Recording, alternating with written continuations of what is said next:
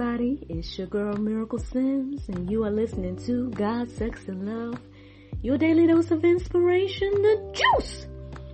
It is September the 10th, 2020, and today I want to talk about the ram in the bush. Friends, I guess I'm kind of excited right now because I guess I saw a little bit of a ram in the bush recently about some things, things that I've been wanting to do. I know I've shared on the podcast how I've been feeling over the past few days and few weeks or everything like that. And so I think I got a way to make some things happen. But before I make the announcement, I'll wait on it since it's not official yet. But I think I figured out a way, and that's pretty exciting for me. Just because it's like, I feel like, I need this time and we need this time, my husband and I, and everything like that. That might give you a little bit of a sneak peek of what I'm talking about, but I'm gonna confirm it maybe tomorrow. We'll see. But anyway, but I just was reminded, I guess, through the situation that, God always provides a ram in the bush. He provides a way for us in so many different ways. I mean, I know that my little testimony is probably like, it doesn't really compare to all the things that God do for us, and, the way outs that He makes for us in situations, and just the rams in the bushes of our life, I guess I say all that to say, like, what I've observed about myself over the years is that, I was always the type of person where I would go through something and then I wouldn't see the way that I could have got out of it, or I wouldn't see the ram in the bush until after the fact. And then I would always be like, man, why did I have to go through the thing? And now I see how this could have been avoided, or now I see another way that I could have done this or that or the other, right? I don't know whoever else is like that as well, but I would say over the years that I was like that. However, I've noticing lately now, I'm getting a little better. I would say I feel like, I'm becoming more aware of the rams in the bushes, rather than just kind of thinking about things after the fact, or just going through stuff, or just being like, oh, well, there's no way out, or there's no way that this or that can happen, or, just counting it out and not seeing, I guess what God can do in the midst of all the situations. So I feel like I'm getting a little bit better in that area. I guess that's the whole point of sharing this morning. And because of that, I think that's why I was able to realize that, okay, if I make some changes here, if I just change my mind about a few things, then this thing can work out.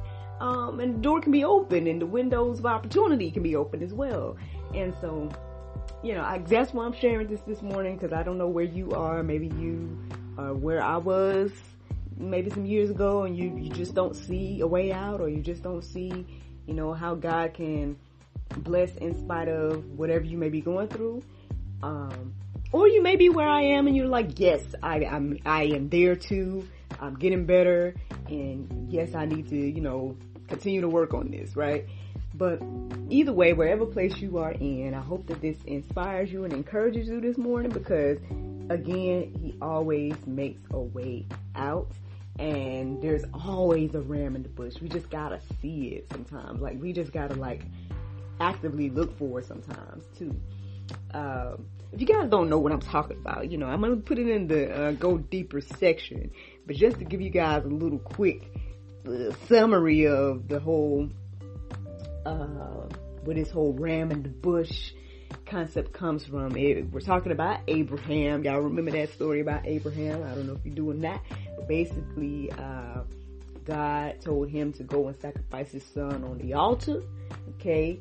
And And just basically Abraham got all the way to the point of pulling up the knife when, the angel of the Lord appeared and told him not to do it, X, Y, and Z. And, I guess also told him, how proud he was that, that he fears God, and that this was a direct example of how much Abraham believed, heard, and feared, which is another way to say respect God.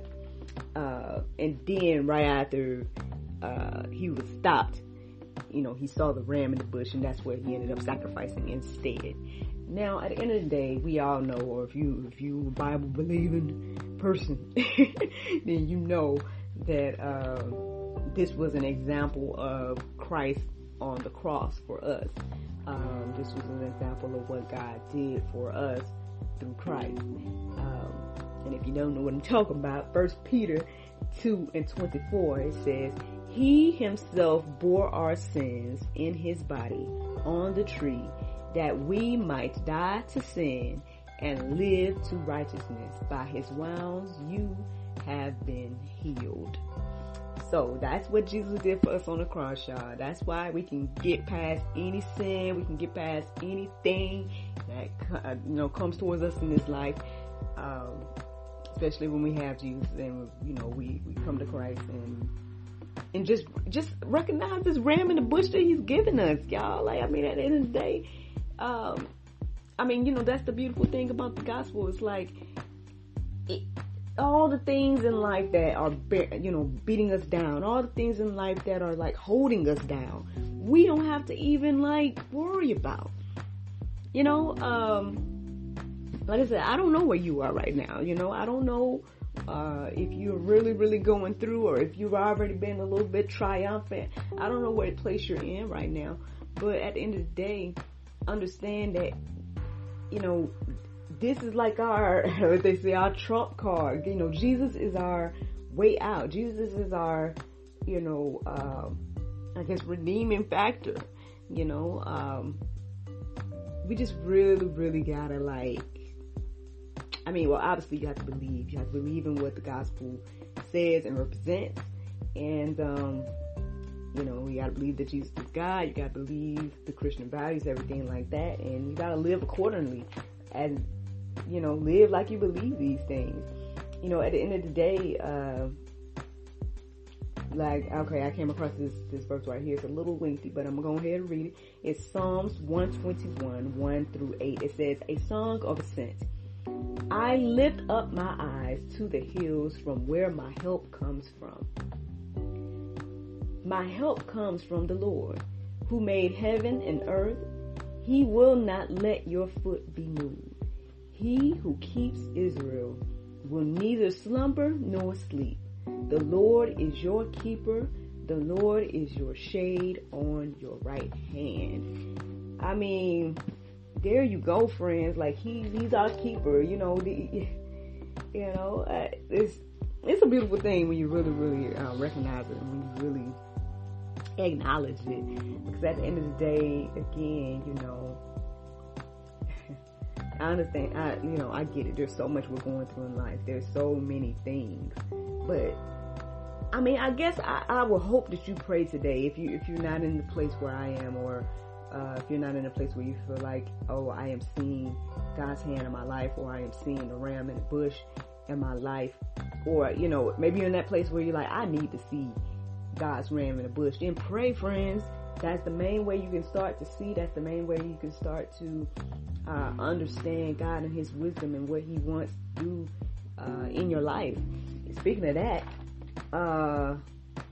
Romans 11:33 says, "Oh, the depth of the riches and wisdom and knowledge of God! How unsearchable are His judgments, and how inscrutable His ways." So yeah, friends, that's, that's just like getting a little peek into God's wisdom, right? Acknowledging Him is getting just that little peek into His wisdom and into, I guess the more we get in tune to God and His wisdom, then the more that we'll be able to see His hand in our life, I guess that's my message for y'all this morning. I hope that this encourages you Because again, like I said, I know my little scenario just pretty much reminded me of this.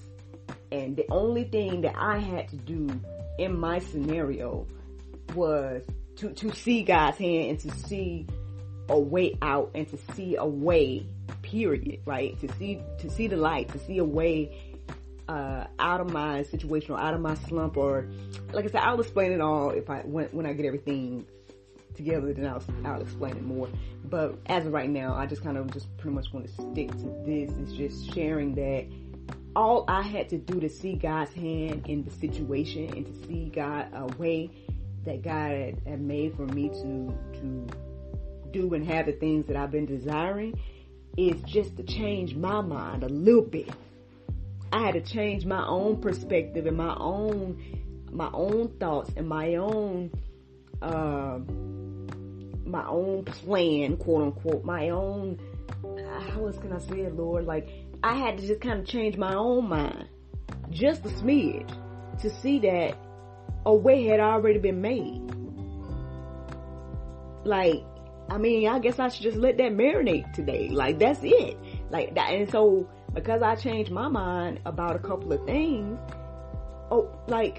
I get the desires of my heart because I see a way that, like, God has already made a way, and I already see it, and I see it now. But when I was so focused on my own thoughts of the way I wanted it to happen, or the way I wanted to do it, or this or whatever, this or that, I couldn't see it. I couldn't see a way to make it happen, for example, or I couldn't see a way for it to happen, you know. But like I said, changing my mind just a little bit opened the door. And so I hope that encourages you this morning. I hope that inspires you this morning, because at the end of the day, like, sometimes that's all we got to do to see a change and see God's hand in our lives. Change your mind just a little bit. Try it. That's all I say to you, friends. Well, speaking of that as well, let's get on into the Bible verse of today, and that is Proverbs 9 and 10. It says, "The fear of the Lord is the beginning of wisdom, and the knowledge of the holy is understanding." I'm telling y'all, man, listen, you want to get a little bit more wisdom, you want to see God's hand in your life, start to go and understand Him. Start with that.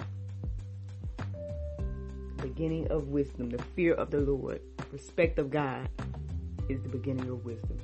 Well, friends, I hope you all enjoyed this juice this morning. Thank you so much for listening to God, Sex, and Love, your daily dose of inspiration, the juice. I pray you guys can go forth and have a wonderful day, and I look forward to talking to you all tomorrow if the Lord's will. Bye-bye.